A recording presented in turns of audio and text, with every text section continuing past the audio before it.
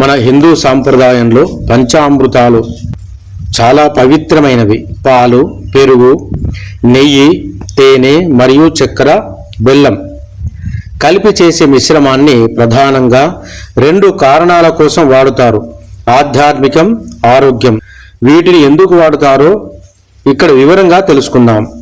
దైవ కార్యాలు, దేవతామూర్తులకు చేసే షోడశ ఉపచారాలు, పూజల్లో అభిషేకం చాలా ముఖ్యమైనది.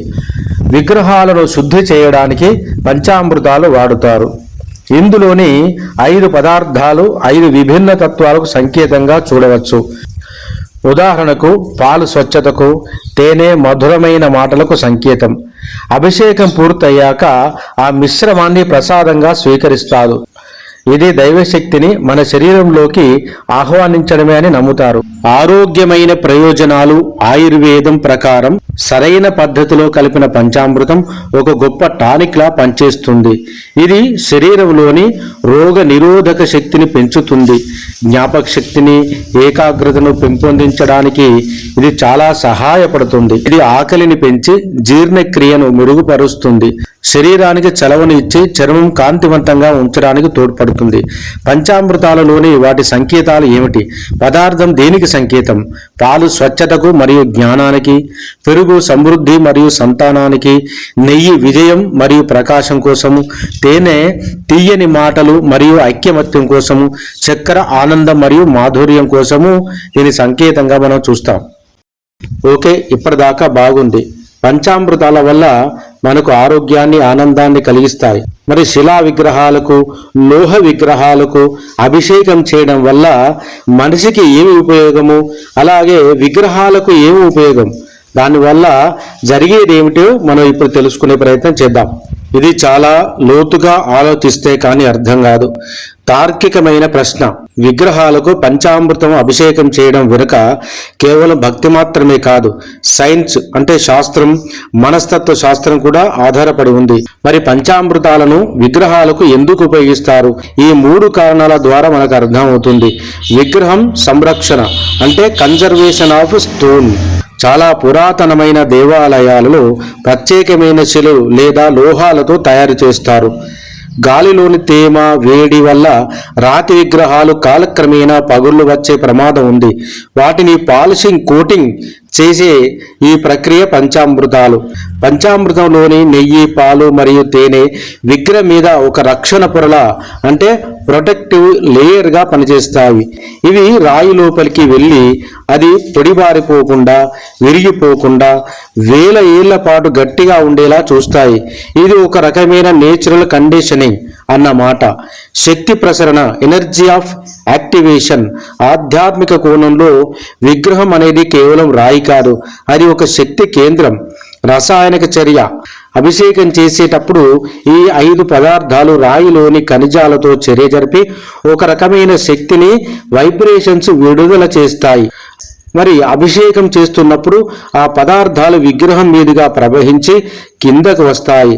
అప్పుడు ఆ శిలలోని ఔషధ గుణాలు, మినరల్స్ ఆ పంచామృతంలోని కలుస్తాయి. అందుకే తీర్థం తాగితే రోగాలు నయమవుతాయి అని నమ్ముతారు. ప్రకృతిలో మనం శరీరం ఎలాగైతే పంచభూతాలతో తయారైందో ఈ 5 పదార్థాలు కూడా ప్రకృతిలోని 5 ముఖ్య శక్తులుగా ప్రతీకలు. ఈ 5 పదార్థాలకు స్వయం శుద్ధి చేసే గుణం ఉంటుంది. ఇవి మన దైనందిన జీవితంలో దొరికే అతి ముఖ్యమైన స్వచ్ఛమైన ఆహార పదార్థాలు.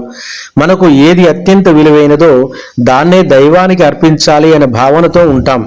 క్లుప్తంగా చెప్పాలంటే మనం స్నానం చేసి మన శరీరాన్ని ఎలా శుభ్రంగా, ఆరోగ్యంగా ఉంచుకుంటామో మనం కొలిసే దైవ విగ్రహాన్ని కూడా తుప్పు పట్టకుండా, పగులు రాకుండా కాపాడుకోవడానికి ఈ పంచామృతాలు అద్భుతంగా పనిచేస్తాయి.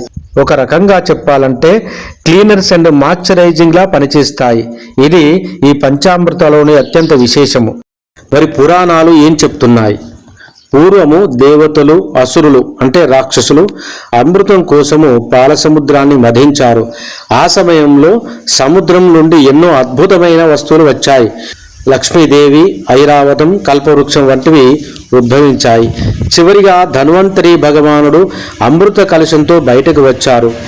ఆ సమయంలో జరిగిన కొన్ని విశేషాలు పంచామృత ప్రాశస్తాన్ని గురించి తెలుపుతూ ఉన్నాయి. సముద్ర మథనంలో దేవలోకపు ఆవు అయిన కామధేనువు జన్మించింది. ఆ ఆవు నుండి లభించే పాలు, పెరుగు, నెయ్యి అత్యంత పవిత్రమైనవిగా, దైవ సమానంగా అవి కూడా పరిగణించబడ్డాయి. అమృత బిందువులు, అమృత కలశం నుండి చిమ్మిన కొన్ని బిందువులు భూమిపై పడగా తేనె, చక్కెర రసంగా మారాయని ఒక నమ్మకం. అమృతం దేవతలందరికీ దక్కేలా చేయడానికి విష్ణుమూర్తి మోహిని అవతారం ఎత్తాడు. ఆ సమయంలో అసలైన అమృతం అందరికీ దొరకదు కాబట్టి సామాన్య మానవులకు కూడా ఆ దైవశక్తిని ఇచ్చే ఆరోగ్య ప్రదాయినిగా ఈ 5 పదార్థాలు మిశ్రమాన్ని, పంచామృతాన్ని దేవతలు సూచించారని పురాణాలు చెబుతూ ఉన్నాయి. మరి ఇంకొక ఆసక్తికరమైన కథ. ఒకనాడు పరమశివుడు తీవ్రమైన తపస్సులో ఉన్నప్పుడు ఆయన శరీరం నుండి వెలువడ్డే ఉష్ణాన్ని అంటే వేడిని తగ్గించడానికి మరియు ఆయనను శాంతింపజేయడానికి దేవతలు ఈ 5 పదార్థాలతో అభిషేకం చేశారట. ఈ 5 పదార్థాల కలయిక మనకు శరీరానికి శాంతిని, చల్లదనాన్ని ఇస్తుందని ప్రతీతి. అందుకే శివుడికి అభిషేక ప్రియుడు అని పేరు వచ్చింది. పురాణాల ప్రకారం ఈ 5 పదార్థాలు ప్రకృతిలోని సత్వగుణాన్ని, మంచితనం, స్వచ్ఛతను పెంచుతాయి. వీటిని దైవానికి సమర్పించడం అంటే మనలోని అహంకారాన్ని విడిచిపెట్టి మనసు అమృతంలా మార్చుకోవడమే దీని పరమార్థం. జై హింద్.